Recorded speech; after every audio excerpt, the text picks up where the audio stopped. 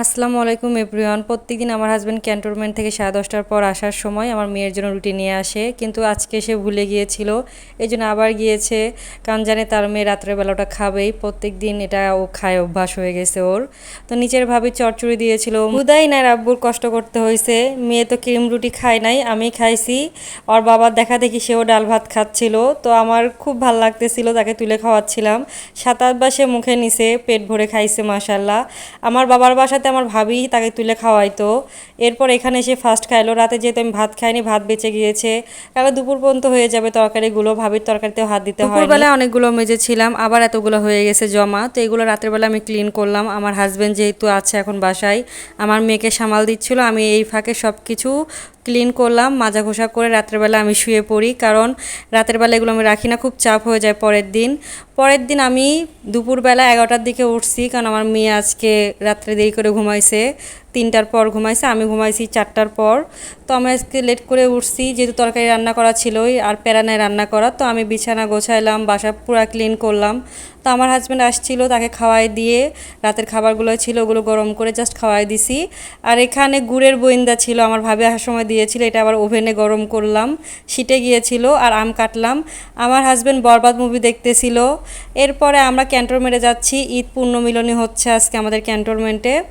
আমাদের সিও হজে গিয়েছিল, এই জন্য এতদিন পর করতেছে, ঈদ তো কবে হয়ে গিয়েছে। আমি বাসে যাচ্ছি না, কারণ বাস জানি আমি করবো না, গেট পর্যন্ত ক্যান্টনমেন্টের বাস আসে, ওখানেই ফ্রিতে যাওয়া যায়, কিন্তু আমার কাছে মনে হচ্ছিল যে আমি গাড়িতেই যাব।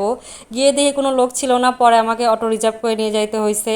আর এখানে আর্মি ভাবিদের স্বপ্নের কোয়ার্টার, 14তলা বিল্ডিং, এখানে অনেকের থাকার ইচ্ছা আছে, বাট আমার কেন জানি বাইরে ভাড়া থাকতে ভালো লাগে, এটা যার যার। ক্যান্টনমেন্টের ভিতরে অনেক কিছুই ভালো, কারণ বাসা ভাড়া কম, কারেন্ট বিল কম লাগে, সব কিছুই ভালো, ফ্যাসিলিটি অনেক পাওয়া যায়, কিন্তু আমার কাছে বাইরের ফ্রিডমটা অনেক ভালো। তা আজকে আমাদের ভিতরেই এটা অনুষ্ঠান হয়েছে, কারণ বৃষ্টি যখন তখন সব কিছু ভিজে যেতে পারে।